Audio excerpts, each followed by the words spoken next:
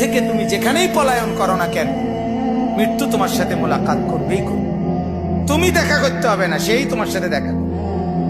তুমি মৃত্যুকে ডাকতে হবে না, মরণ তোমাকেই ডেকে নিয়ে আসবে। মরণ নিজেই তোমার সাথে দেখা করবে, সেই তোমাকে কবরে আনবে, তুমি আসতে হবে না।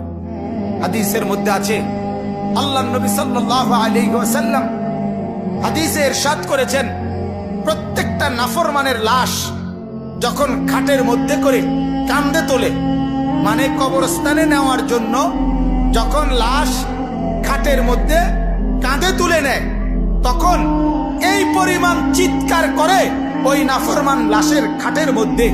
আল্লাহর নবী সাল্লাল্লাহু আলাইহি সাল্লাম বলেন, যদি একটা সেকেন্ডের চিৎকার তোমরা ওই নাফরমানের শুনতা, তাহলে পৃথিবীর কোনো মানুষ কাউকে কাঁধে আর লাশের খাটিয়া তুলতো না, বরং ফেলে রাখতো আর কুকুর বিড়ালে খাইতো।